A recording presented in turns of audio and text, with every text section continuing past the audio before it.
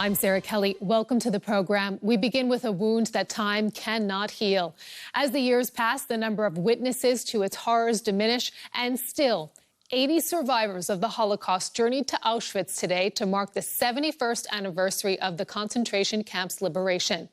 They and others all around the world remembered once again the millions obliterated by the Nazi regime. Auschwitz-Birkenau. Dozens of survivors and their families came to commemorate the liberation of the camp 71 years ago by Soviet soldiers. The liberation meant the end of the largest mass murder in a single location in human history.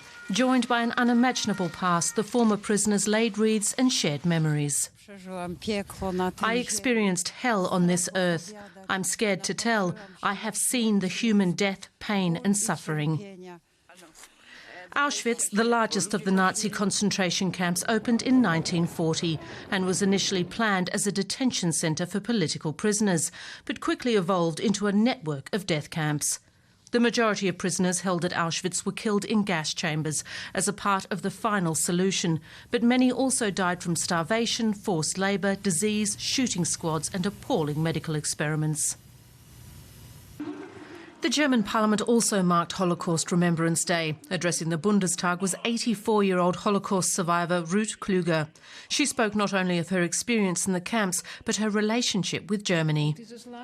This country that was responsible for the worst crime of the century 80 years ago has today earned the world's approval, thanks to its opening of its borders and to the generosity with which it has taken in Syrian and other refugees.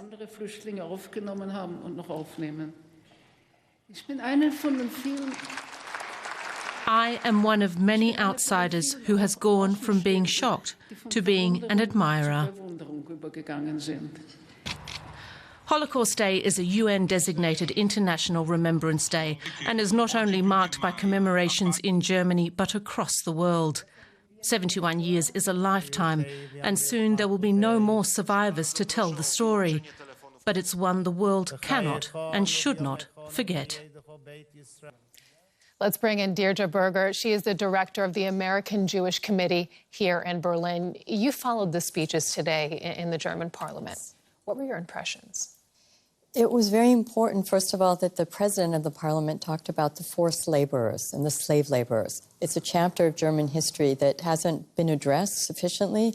He was very frank, very open, and it was just this frankness that Ruth Klüger, a Holocaust survivor who's written a wonderful account of her experiences, she built on that and said that it's because Germans are willing to confront the Holocaust that encouraged her to come back to Germany. Now, as a survivor, she spoke today about actually being an admirer of Germany now because of its role in the refugee crisis, because of Merkel's open door policy.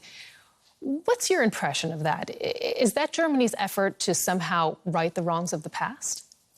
It's certainly part of the reasons that Germany did it, but I think Germany also is trying to defend Western values which are under attack, which unraveled during the Holocaust. So I think it's a combination of both what happened in the past and what they see happening today. Now, what are the concerns amid the refugee crisis? Because there are a lot of people who are coming to Germany from the Middle East.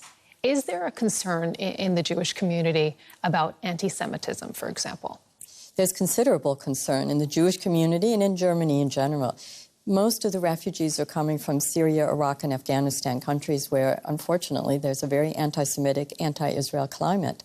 This doesn't mean they're all anti-Semites, but it means that they're coming with stereotypes, preconceived notions that are going to need to be addressed and reversed. Otherwise, it's a real threat to the Jewish community.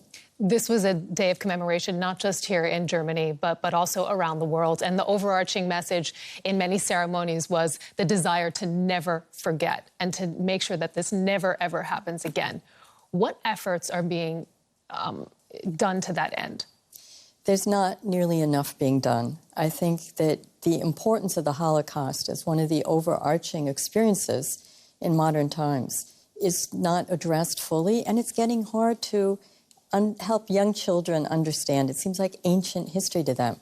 There needs to be much more of a push, I think, at school levels in particular, but not just there, to help young people understand the relevance of the Holocaust for them today and to understand why Germany would reach out to the refugees, for instance. There needs to be much more done to help young people understand why, even if they come from different countries, it's all of our narrative. It's an attack against democracy. It shows what happens when we don't defend our democracy, and that's the lesson children need to learn. Deidre Berger, thank you.